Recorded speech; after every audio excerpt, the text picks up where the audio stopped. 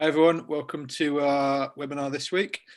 We're very fortunate again to have Christine Nicholson doing it. For those that haven't listened to Christine's other ones, you need to watch them on the YouTube channel there. They're fantastic. So thanks for everyone that's joined us today, and for those that are watching back afterwards. I can't really do Justine, Christine, so do you want to introduce yourself, and then you can do yourself a bit more justice with your history and Thank you, Mark, and welcome everybody that's joined and anybody who's listening to this not live. My name is Christine Nicholson. I'm UK Business Mentor of the Year for 2020, and I have 30 plus years experience of building businesses, including all of the challenges, hiring staff, firing staff, getting marketing up and running, etc. And the talks that I've done in the past, and certainly the one that I'm going to do today, the learning that I got from understand how different people interact and learn has really helped me with not only building my businesses, but it's also helped me make sure that I pick the right people in my teams, and helped those people who come and work for me understand whether they're in the right organization. So let's get started. I'll try and keep an eye on the chat, but what I'll do is I'll generally take questions at the end. And so if you do think of anything along the way, do write it down. If you're listening to this when it's not live, by all means, you'll have my contact details at the end, and you can always contact me with any questions. Now, this webinar is about learning styles, and it's really about communication and understanding how different people have a different way of receiving information and also a different way of imparting information. And everybody learns at a very different way. But in schools, we're all forced down almost like a single track of learning. Certainly when I was at school, it was we watched the teacher on the blackboard and you were expected to learn. Now, I know in the modern world there are so many different ways and teaching has developed, but it still seems to be that the teacher is imparting some information, you've got to absorb it, and then you all get set an exam at the end. When we're in work, we can actually vary those learning styles, and we have a bit more control about the way that we impart information. Excuse me, pages. Okay. So here today, what we're going to do is actually go through a quick understanding of how to recognize different working styles, how to recognize and engage with people who do learn differently, and then how to integrate all of those different learning styles into your organization. And then what I'm also going to do is right at the end actually show you a couple of different ways that recognizing different learning styles has worked for me in my businesses in the past. So first of all, you are all going to get a quiz, and what I'd like you to do is actually take 10 minutes to do the quiz. So after the webinar is finished, we're going to distribute the quiz to everyone. And if you're listening to this another time, then please stop the video right now. Take about 10 minutes, go and do the quiz and score what learning style is your dominant learning style, because we all have different ways of learning in different environments, but there'll invariably be one style that is more dominant for you. But actually understanding everyone else's learning styles will really help you in communicating, particularly in the work setting. So if you've started the video again and you've done the quiz, then you're going to have come out as one of 4 styles. And it may be that you're fairly even on 3, but then quite high, scoring quite high on 1. So now what we're going to do is just go very quickly as a real whistle-stop tour through the 4 different dominant learning styles and see whether you recognize yourself, or more importantly, see if you recognize other people that you work with in these particular styles. So the 4 styles are activist, reflector, theorist, and pragmatist. And actually those words in and of themselves have probably already brought up an image for you, depending on your understanding of those words. But let's really explore in a bit more. And we're going to start with the activists, because activist learners are going to be chomping at the bit now. So go and get on with this webinar and tell us more about it. Because activists are the just get in there and see what a new experience is like. They are literally don't even think about any kind of bias they don't think about what might happen. It's what will happen. They enjoy being in the moment and experiencing new things and being immersed in those new things. They're really open-minded. They tend to be optimists. They're not thinking about what can go wrong. They're just thinking about what can go right, what can we learn, and it makes them really enthusiastic about anything new. They're the kind of people that will say, I'll try anything once. So they tend to act first and then consider or reflect on the consequences afterwards. And they tend to be very active people. So they're likely, if there's a problem, they're likely to attack a problem with brainstorming. So something that's active and interactive, and that's what the heading is. The dominant approach here is active, and taking an active approach to new experiences. They're likely to be the ones that drive challenges, but they'll get bored with implementation. So they're the kind of people that will kickstart something and they'll experiment. And they're usually quite outgoing and highly communicative people. So activists really learn well when they're thrown in the deep end, and they like to really get involved. And they live off the excitement of a crisis or any drama. So they're not likely to be timid and stepping back from drama. They'll step right in, and they tend to be not afraid. They're also highly likely to be very comfortable being visible or being in the limelight. They are free thinkers. They don't think of constraints first and then think about ideas in the box. They're definitely outside of the box thinkers. They're likely to color outside the lines. And they're highly likely to want to be involved in people. Sticking them in a single white room and asking them to solve a problem by themselves ain't going to work for activists at all. And actually, when it comes to activists learning, sitting and listening to a lecture is the least likely for activists to take on the information. Being passive and not being engaged it really turns them off. So asking an activist to stand back and watch or observe, it really doesn't appeal to them at all. And also, they're not detail people. So asking them to stand back, take on some information, take on a lot of data, and then analyze that data is absolutely not the kind of thing that they are they're wanting to do. It's that already they'll lose their enthusiasm and their drive just by asking them to do that. So they also aren't, because they're not detail person people, they asking them to do anything with precision or to absolutely do an end-to-end 100% job is not going to create any energy for them. And also they don't do ticking over. So they don't do the same thing over and over again. So asking them to do anything around process and process improvement is a hiding to nothing.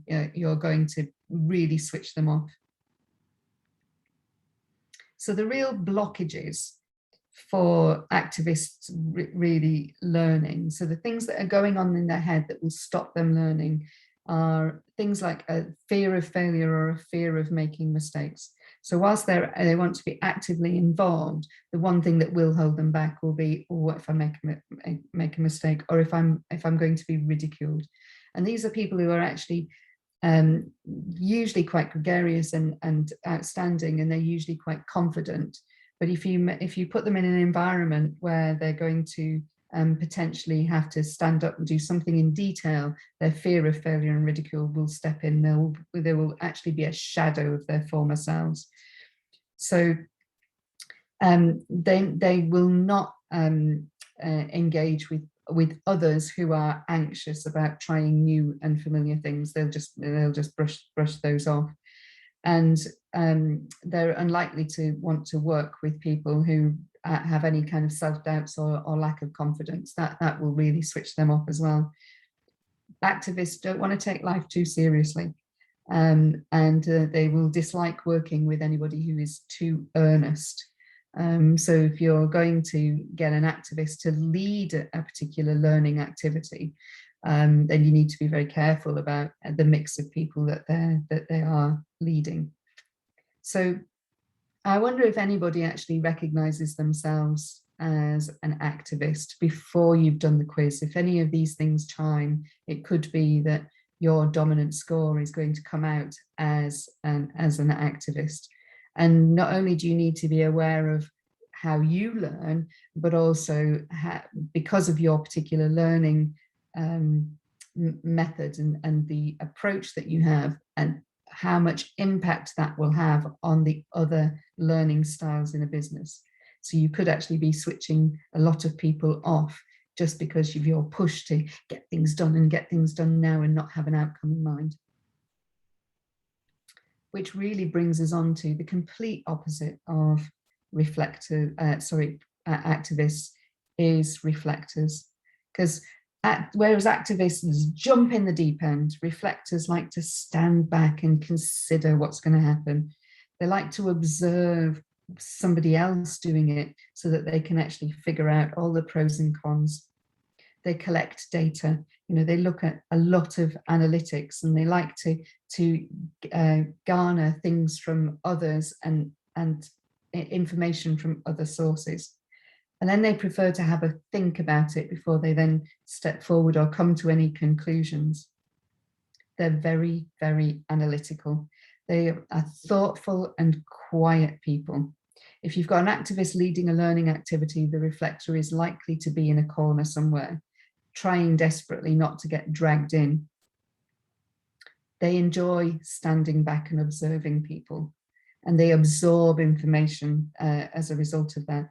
They listen to other people, and they kind of get the drift of what's going on, what the tone of any conversation or exploration or learning is happening, and then they form their own opinions. So they tend to appear quite cool and distant, but it's only because they're actually taking the time to actually look at quite a broad range of information relating to whatever activity it is that they're learning about. They are definitely observers, and they are definitely thinkers. So with a reflector, if you really want them to learn and take on new tasks, then they really need to be encouraged and allowed to look at the whole process and think about where they fit into the process, and then see how they would participate. But they need to kind of stand back and consider before they step in. They like to see the whole thing end to end. They think before they act. So it might come across as hesitancy, but it's actually just being able to see the big picture. They like to be able to not only see what goes on, but then actually view what happens afterwards. So they're not very good with really high pressure and tight deadlines. They're not experimenters. They're more the experimental observers. So the activist will get in there and do, and the reflector will actually watch to see what happens and then try and pick the best bits out. Reflectors literally like to observe. They like to be in, like the guys in the picture here is actually chosen very carefully because these are observers. They don't want to be in the limelight. In fact, actually asking them to stand up in the front and lead something that's a new experience is really going to cause them lots of anxiety. They like to plan. So actually asking them to participate in any activity that doesn't involve any planning is really going to switch them off. They're not going to learn as effectively. And asking anybody to do, reflectors to do anything instantly and really pushing them for deadlines or shortcuts or doing a superficial job is absolutely a no-no. One of the things with reflective learners is they need enough information to come to a conclusion, and that might make them appear to come across as indecisive. But actually, they are the people who, when they learn something, they've absolutely absorbed everything and they've considered all the pros and cons. So if you really want to switch a reflector off, then stick them in the limelight, ask them to do something without a defined outcome, and ask them to do it really, really quickly. Be impatient and push them to action. And what you're going to do is you're going to really cause a great deal of anxiety for the reflector. Asking them to do anything without writing it down is also a big no-no. They want to observe, reflect, and carefully analyze what it is that they've learned before they then implement it. But then when they do implement it, these are the people who will really drive things forward from a details perspective. So as you can see, they're completely the opposite from activists. Activists are right there in your face, and reflectors are stand back, and activists are really getting things done now and then worrying about making mistakes and tidying things up later, because that's what reflectors are there for. So activists and reflectors can work really well together as long as they both understand each other. And if you're in a leadership position in your business, being careful about how you mix those two different types of people, because the way that everybody in your organization is going to learn is going to be very, very different for these two groups of people. So whilst they might be complete opposites, there is actually people, two other different types of learning that kind of sit halfway, but again, a different side of the axis. And again, these two are opposites in a very different way. And they are theorists. So theorists want to make order out of everything they learn.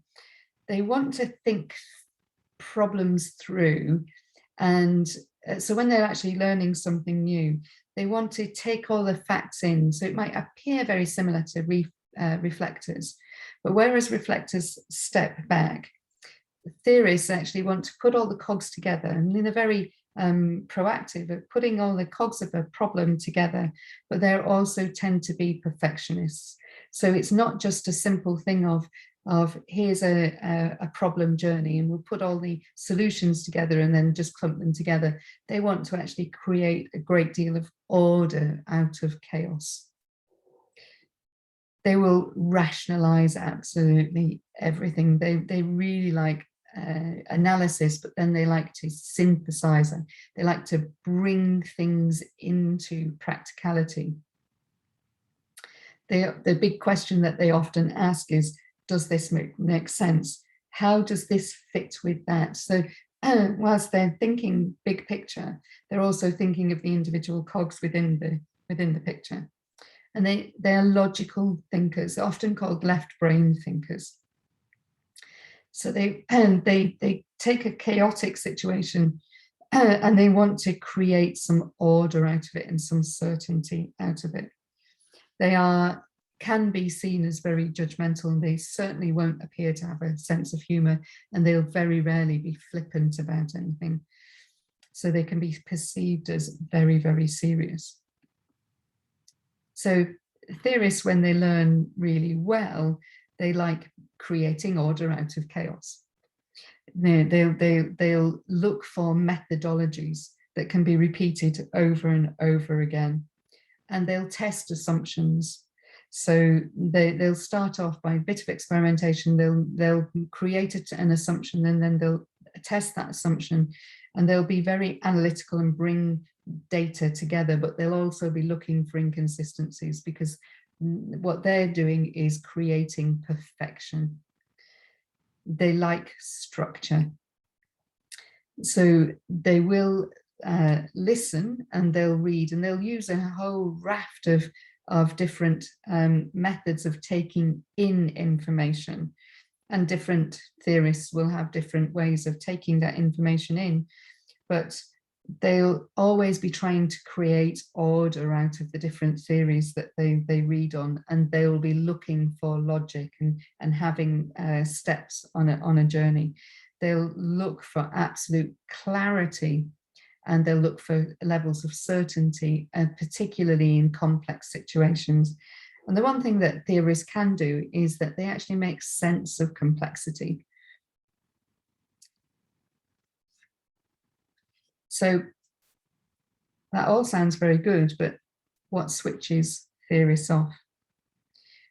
Well, the one thing that really will switch a theorist off and will stop them from learning effectively is being involved in anything unstructured. So in this perspective, they are very different from activists. Activists cope very well with chaos, whereas theorists look at chaos and try to bring it to order. Theorists do not like to learn if there isn't clear outcomes, and they need to understand the context of everything that they're doing and purpose. So actually understanding not just why they're doing it and why they're trying to solve a problem, but what the whole context of the problem is. They are not likely to deal very well with just skimming over the surface of something and having an overarching concept. They'll really want to delve into the detail. They don't like inconsistency, and they don't like lack of clarity. They tend to think of themselves as on a higher intellectual plane, and will speak to being on a higher intellectual plane. If you are presenting yourself, particularly in a learning environment, so if you were actually pitching to a theorist a new idea, or trying to teach them something, and you appear in any way hesitant, or in any way unsure, or you can't answer questions, then the theorist, it'll just drive the theorist mad. Because as far as they're concerned, only an expert should be imparting the information. So where theorists really struggle is when they're asked to take absolutely anything at face value. And if you ask them to, what's your gut feel? That will drive them mad, because like the gut is that's not the source of intelligence. They'll be wanting that logical brain thinking. So asking them how they feel, asking them to do anything spontaneously and just to take things at face value, they'll really want to dig in. All of those things will really block a theorist's learning. So if you've got an activist, for example, who's trying to teach a bunch of theorists anything, then the theorists they'll be sitting back with their arms folded, going, you actually don't know what you're talking about, because you can't talk about this in any depth. And that'll really switch them off. So what's the opposite of a theorist? Well, the opposite of a theorist is a pragmatist. And pragmatists are a bit like activists in that they're really keen to try out theories and ideas and techniques to see if they'll work in practice. But it is about putting them into practice. And they are very experimental, but it's about experiments that can be applied. So they won't try something for the sake of just trying it. They'll try it. They'll try something new if it's got an outcome in mind. which is a little different from activists who will try anything just for the sake of trying anything. Oh, it's new, I'll try it. Doesn't matter what the outcome is. So pragmatists actually have kind of the end in mind when they're learning. So if you throw an idea out there, but they haven't got any way of thinking about how this applies to something, they won't be interested. They're the kind of people who, when you send them on a course, they'll come back with loads of ideas, and we've got to implement this, we've got to implement that, and they'll want to get on with things and actually bring things forward. They want to complete things. They are absolute completer finishers. They will they'll act quickly and they'll act confidently. They'll learn really, really quickly through multiple media. It won't actually matter too much about the way that they learn, but they do get impatient if there's lots of thinking and ruminating and open-ended discussions. So if there's some thoughts and developments on a specific outcome, they'll be very experimental, but there has to be an outcome and there has to be context. Pragmatists are fundamentally, they've got all the elements of an activist, but also they've got a lot of the elements of a reflector. But they ultimately, they are all about how do we get this delivered. So when a pragmatist is learning, they'll be actually thinking about how they put whatever they're learning into practice straight away. And the language that they'll use will be, this is an opportunity. This challenge is an opportunity. And what is the opportunity that's being presented? And the great thing about pragmatists is they're always trying to help other people. So they will constantly be thinking about, how do I join what I'm learning to something that I can apply and also help other people apply? So once they're shown something that has an obvious practical advantage, they'll be the ones that are helping everyone else implement that. And the tip of the day is one of the great things. The pragmatists will be the people who are the one that drives, the tip of the day, and, oh, did you know this? And they'll break things down into quite small, repeatable chunks so that they can help other people learn. They're really happy to help people try out and practice new techniques, and they can be incredibly patient. They actually pragmatists make great coaches, because they also understand that through learning about seeing the context, applying that to the end outcome, that they are doers. They want to help people actually do, and do as quickly as possible. The great thing about pragmatists is that they'll be the ones that look for simulations. So they'll look for ways to show you how to do things. And whilst they're not detailed planners, they will draw up action plans really, really quickly with defined outcomes. Here's a plan to do this. And they'll constantly look for ways of improving that, including ways of shortcutting it to make it easier to implement. So what really ticks pragmatists off are when they're sat learning, and again, the method of learning isn't particularly relevant to them, but where any learning isn't applied to something that they can implement or they can see a purpose to. So sending them on a course that bears no resemblance to what they do or how they can apply the learning is really going to, again, it's going to switch them off. So having going and learning about theories, whilst that works really well for the theorists, it's not going to work for pragmatists. If they don't see a practical application, they're not going to learn. And they like guidelines, and they like to know how to do things. So anything that's around a particular concept but doesn't have an application for how to do it is going to, they're going to create boredom.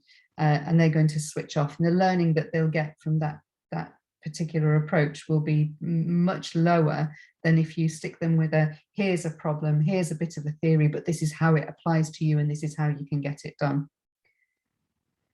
Then they tend not to be political animals, and they look for the reward in the learning and the application. So they're always looking for, what difference does this make? Ultimately, so what? Then they're likely to ask the so what question.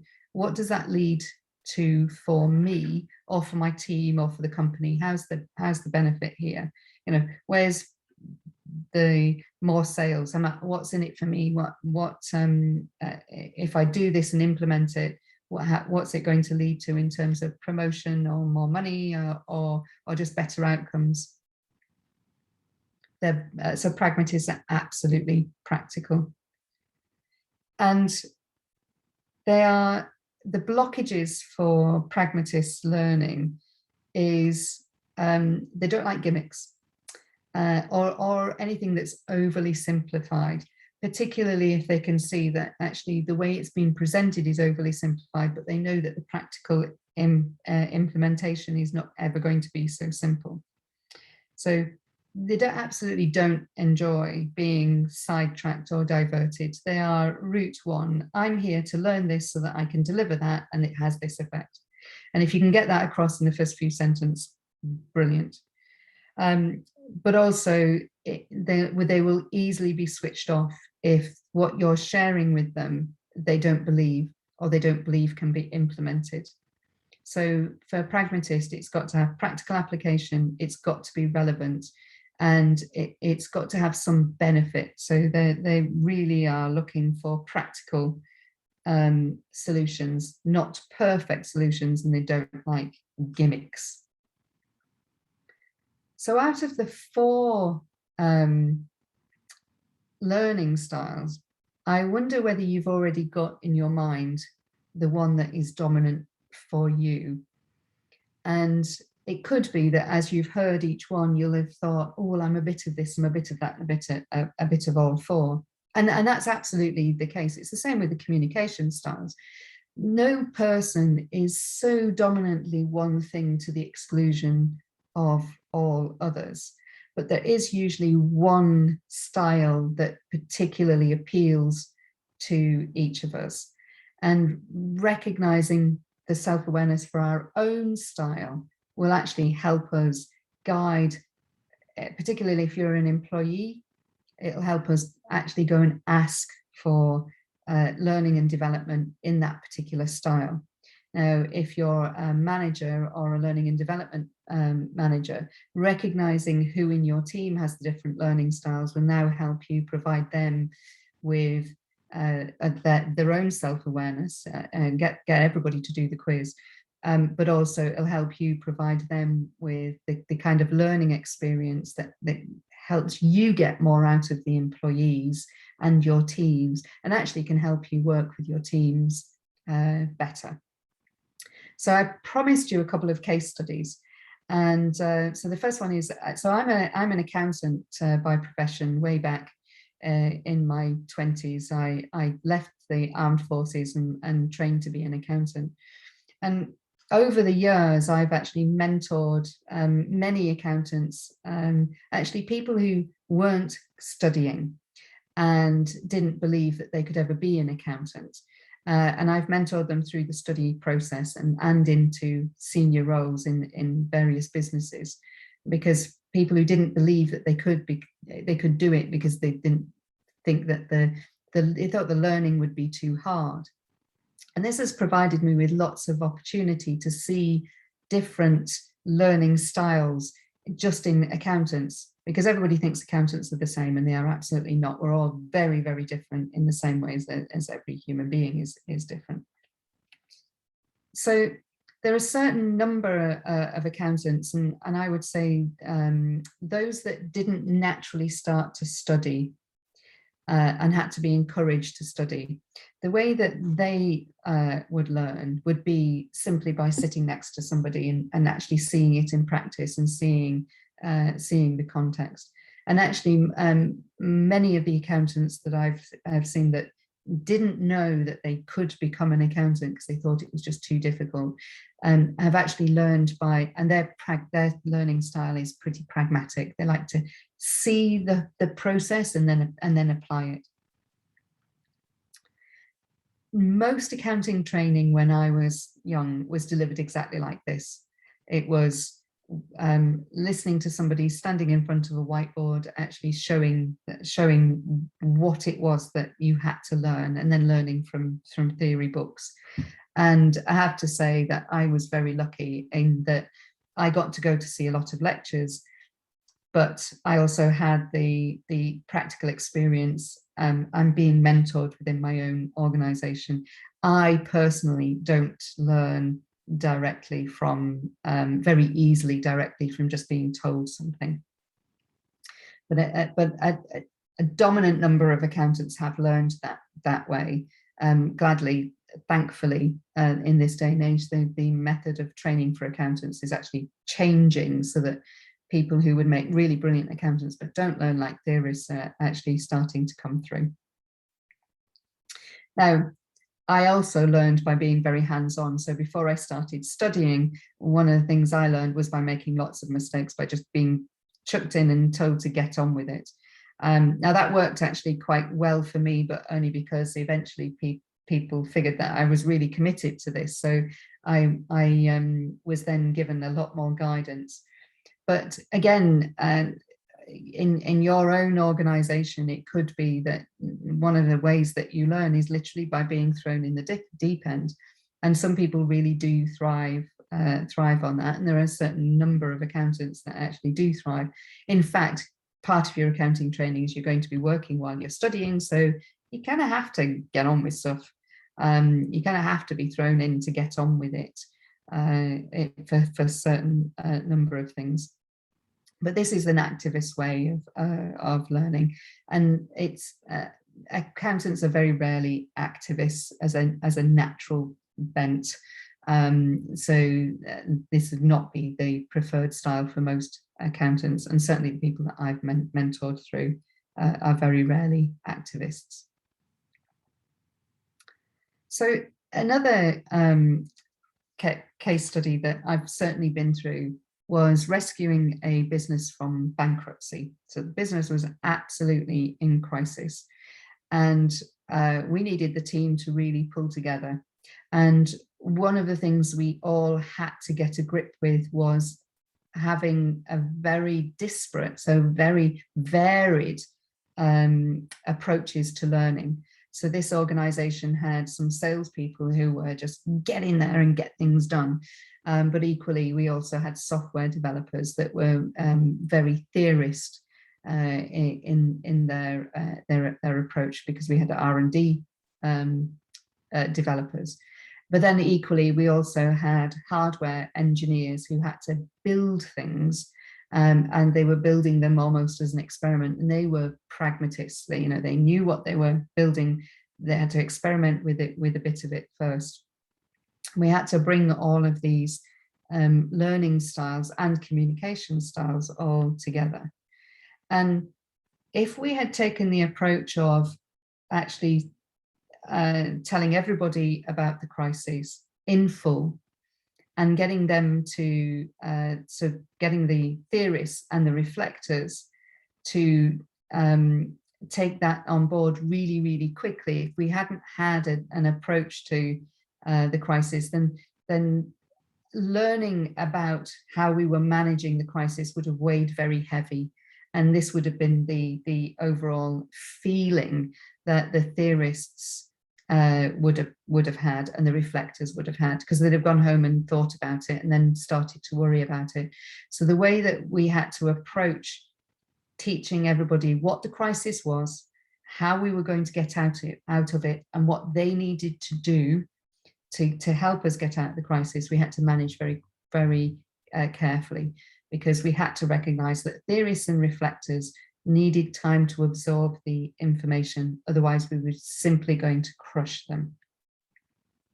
Now, we also had to deal with the fact that we knew some people were going to take the approach of, well, if we just pray about this and hope for the best, then actually everything will be okay. And they didn't quite absorb the depth of the crisis that we're in.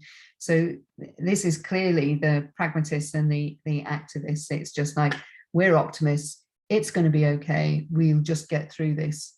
Now, the pragmatists obviously took the approach that we knew what the end was. The end was rescuing the company, whereas the activists were like, just let's get on with it, and we don't have to worry about the end. If we just keep going forward, then we absolutely won't sink.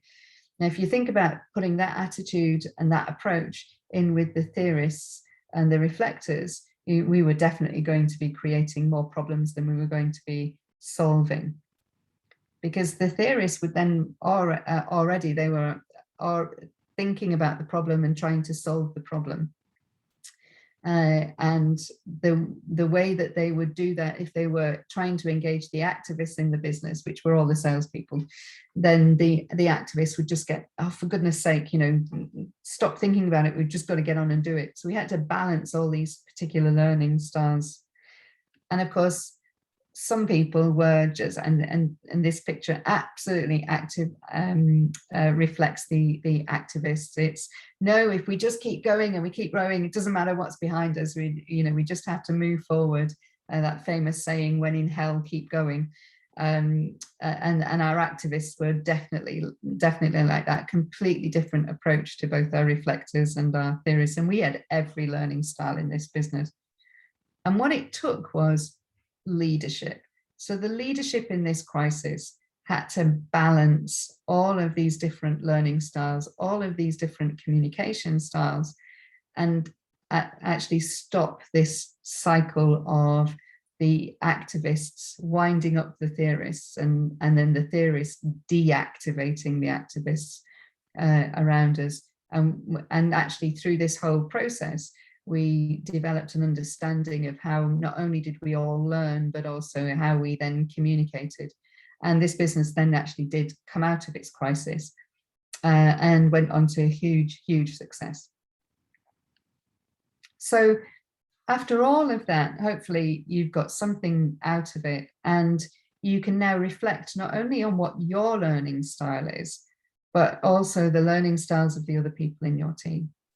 And hopefully that awareness will help you in developing not only yourself, but as you step into leadership roles, it will help you develop your team. And also it will enable you to help the business that you're working in get more out of everyone that's in the organization. Because most people want to come to work to do a really good job. And sometimes the thing that holds them back is that the environment they're in, particularly if they're learning new things, it's the learning environment that they're in that's actually holding them back. So finding out what your learning style is and what the learning styles of other people in your environment are means that you will be better equipped to communicate and help others learn, and let them help you learn everything that you need to make your business and your job a success. Now, if you have any questions at all, I think we're going to open up the chat. If you're listening to this on a listen again and it's not live, then please don't hesitate to contact me. Email is definitely the best way. And you can drop me any questions that you have at all, and I'll always come back to you. So hopefully you've had some benefit from this, and if you have any questions, please don't hesitate to ask. Thanks for that, Christine. I found it really interesting, and you've seen a few of the points in the chat as well where people kind of recognise themselves and others, especially when you said not the details sort of person. I thought, oh, you've got me pegged there. So yeah, I just had a few before we open up to questions, and Blade had a point/question that I'll ask you if they're not comfortable. But so from my understanding, it's just that you need to understand yourself first, really, and what sort of person you are, and then try and understand the people around you and how those groups tend to work with each other. Yeah, I honestly, self-awareness, actually being aware of yourself and your own learning styles, Yeah, it's absolutely the first step. It's the same with communication styles as well. So there's a lot of parallels in this webinar with the communication styles. They kind of go hand in hand. But yes, being aware yourself is absolutely the first step. And actually being conscious of the fact that you cannot change other people.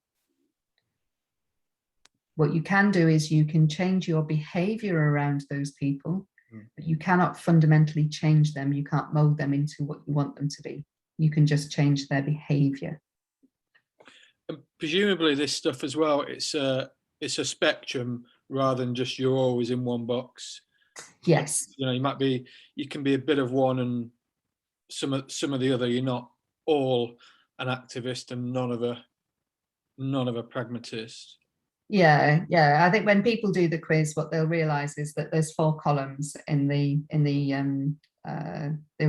way you score yourself, but there'll always be one where you're higher, and then the rest of them will generally be lower. But everybody has a bit of everything in them. It's just which one is the dominant style. Yeah, and with it being a spectrum, then presumably some of these things you can be slightly variable in different contexts and different situations. Absolutely. I mean, there are some people who, whilst they might be activists as a kind of dominant force in their personality, will still actually learn really well in a university lecture environment, for example. But they wouldn't necessarily learn that the same way if they're in an office environment. So the environment and the context of what they're learning is also one of the variables. Yeah, and one of my experiences is sometimes when you've got people that are very different characters, because you need a balance, in my experience, of different types of characters in a business or an organisation. That, you know, if you're all activists, then you all rush headlong into stuff without thinking about it, and that's often the danger in a business, isn't it? You just surround yourself with people like you, thinking that's the best way to be, but you know, and you'll have experienced this, you know, as an FD, it's kind of your job to say, hang on, and you're often judged as the party pooper or so on and so forth, but actually you're doing it with the business's best interests in mind, where you're kind of saying, look, hang on, have we looked into, you know, the financial requirements of this and what it'll actually, you know, require and all those sort of things. Whereas the activists, usually the MD or the sales director or something like that, I kind of say, no, let's plow headlong into this. Who needs details and all those sort of things. But with that can lead to frustration, can't it? That people aren't, when you say something, people aren't on your page. So how do you say people have to deal with that frustration that comes with having a balanced set of different types of people? I think part of it is leadership. So like you say, often it's the MD or the sales director that tends to be the activist that wants to get things moving forward. And sadly, accountants get a bit of a bad rap because they're seen as, you know, it's a computer says no kind of thing. But I think when you're aware, so particularly FDs and accountants, if they're aware that they are going to be perceived as negative, it's about, again, it's not changing their style, it's about changing their behavior and recognizing that language, particularly for activists, needs to be very positive.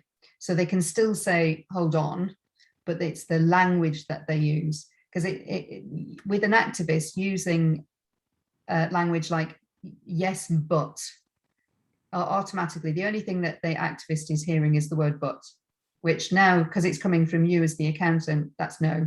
So it's like, now as an activist, I am now thinking that what I'm going to hear and what I hear will be perceived by that one word. What I'm going to hear is you telling me all the reasons why I can't do this. Now, if you change the language to, that's a good idea, and here's a number of other things that we need to consider, all of a sudden the activist has heard the word and, okay, we've got the go ahead now, and now I'm willing to listen to the other things that I need to consider.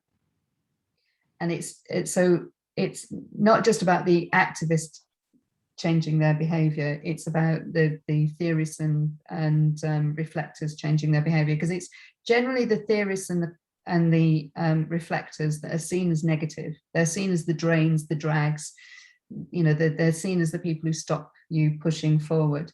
But actually these people are absolutely brilliant at seeing risk. You know, and theorists and reflectors will absolutely save a business's bacon if they get heard, but they need to find a way. And this is why communication skills is really key. They need to find a way to be heard, and they can only be heard if they use appropriate vocabulary. Yeah, and sometimes they might, there's a introvert extrovert spectrum as well, isn't there? And sometimes, remember, you've heard of Dave Brailsford, haven't you? Yes. The performance director of British Cycling and Team Sky and all those sorts of people. He has a principle that no one is allowed to leave a meeting without commenting, because often you find it's the activists, extroverts, or people that are kind of the loudest voices in the room. So they say everything. People walk out of the meeting going, well, that was a lot of rubbish then, wasn't it? We didn't get say. So you're not allowed to walk out the meeting without commenting on what's been said, so that the introverts get to say their point. You know, you can't wander into the corridor kind of saying, well, that was a lot of rubbish. Because you should be saying it in the meeting. And stuff. So yeah, the key points I'm getting out of it, and hopefully other people are getting that, it's about understanding yourself and then understanding other people, and then how you interact with those other people to get the best out of them. You know. Absolutely. And I think one of the key things is it's about understanding, no matter where you are in the business, whether you're the new apprentice or whether you're the managing director, it's about understanding how everybody fits into the business and the value that they bring. That everybody in a business is or should be a valued member of that team, that the team cannot function as effectively without that person. Now, you might think, well, what, as an apprentice, what am I bringing to the table? But actually, as an apprentice, you're bringing a fresh set of eyes. So you're looking at things differently. You're also bringing a learning and questioning that will actually let people break their assumptions. And you're also adding to the succession planning of the business. So businesses don't bring in apprentices because of charity.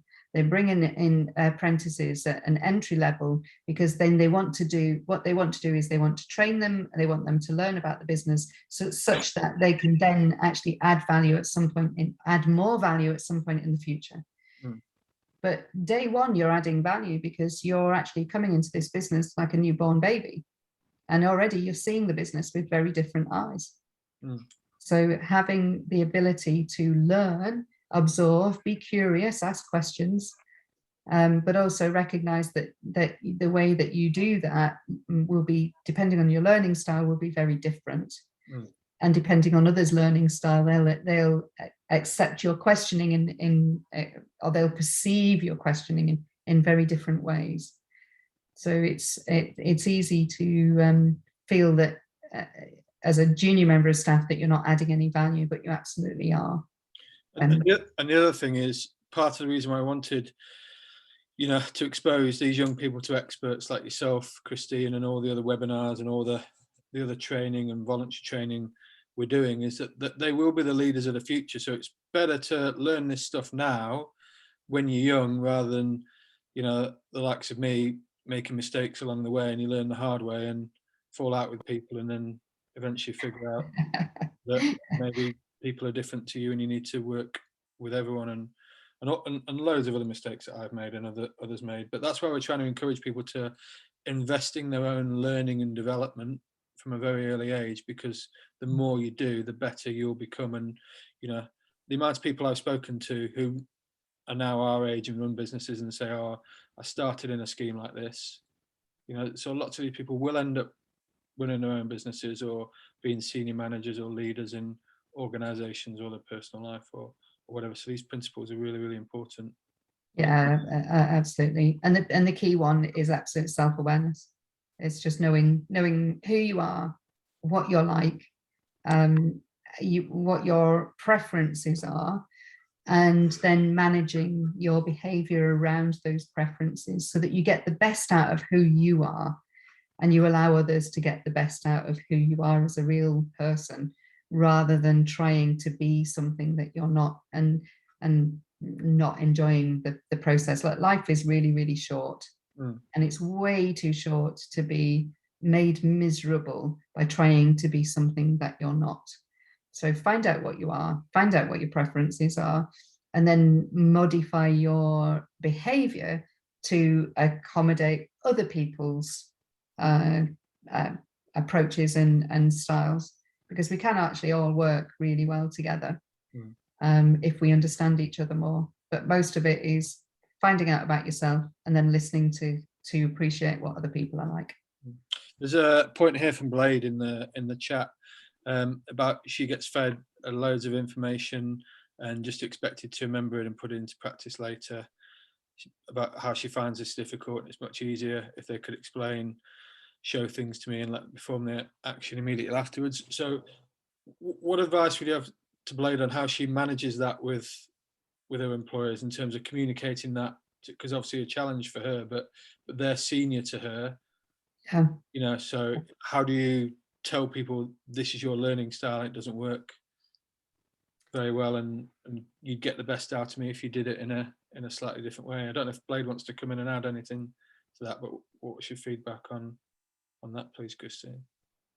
So I know I'm old and therefore I'm brave, because I've been through this one several times before. For me, it would be to do exactly what you just said, which is to actually have a conversation with your line manager saying, this is how I learn better. Now, you have to be clear that about the particular approach, and it's not just, I don't like this, I like that. It is a case of understanding that this is how you learn, and then you have to step up to the plate, and if they take that learning approach with you, you have to show that that is the way that you learn. So if it's hands-on and being shown, then actually have that conversation, because there's no prejudice in that conversation. This is, I really want to do a good job. I learn by being shown what to do. So I think if we took that approach, I would become a more productive employee a lot quicker, and I'd be happier, and therefore that benefits everyone. So, but I do appreciate that when I was 16, I went to work for a bank, and I wouldn't have said boo to a goose. Like, I honestly, I was the wallflower that would spend as much time out of anybody's eye line as possible. I would go and do the jobs that were repetitive but kept me out of the way. And I was bored stupid. I mean, that was a soul-sucking job. I wish I'd been brave enough to say, this is how I am, you know, I am an introvert, but being an introvert way back then was not something that you bragged about. So I think even if you are particularly introverted, I think you just have to take a bravery pill. If you're working for a decent employer, you will have opportunities to speak to your line manager. Having an opportunity to say, I'd much prefer, or I have a preference for learning in this particular way. Can we give that a go? They can only say yes or no. If they say no, you're probably in the wrong company. But if they say yes, then you've lost nothing. In fact, actually, what you've done is you've stepped up and shown them that you've got a maturity and a self-awareness that they possibly don't experience from other people. Yeah, we've just lost Darren. He's got to go, but he said it was brilliant, and thanks for all your help. The thing that hopefully Blade picks up from that is the way that you communicated that. It was about I. So I remember from my own emotional intelligence training that I was sent on at work because I probably lacked enough emotional intelligence at a young age to understand other people. It's about saying, I would benefit from this, not you are doing it wrong. You need to change, because that just gets someone's back up, especially someone in a senior position to yourself saying, you're doing this all wrong, you need to change. that's not going to yield the results. And like you said, explaining the benefit to the employer or the person more senior to you that I learned this way, you know, it would get a lot better. You'd get a lot more out of me if you were able to, you know, and a lot of life is about compromise, isn't it? Yeah. So when we have stopped recording, these slides will be available, including everything I've said. It's actually much more structured. So all the notes describing everything that I said will be there. And there'll also be the quiz that you can do the quiz and score yourself. So if you do the quiz and you score yourself, Blade, then what you'll be able to do is then actually, when you have that conversation with your line manager, you'll say, look, I did this. It's a scientific quiz. You know, it's not my material. It's not just made up by Christine Nicholson. It's proper academically backed material. And you can just show them the results and say that, you know, this is kind of how I learn. And I really want to do a good job. So can we give this a go? And because what you're not saying is, look, I only do this. And if you don't give it to me, then I'm not going to be very good. Because that's just, well, like you say, that's just going to get people's backs on. But if you come at it from the perspective of, I really want to do a good job, I really want to learn as much as possible. And if we just change this, I will be able to learn a lot more, which means I'll be adding a lot more value to this business a lot quicker. And that's what I want. I want to add value to this business as quickly as possible. Yeah, I think, like you said, a good line manager will at least pay some heed to that. Are there any more questions from anyone else? Does anyone want to unmute themselves or put anything in the chat?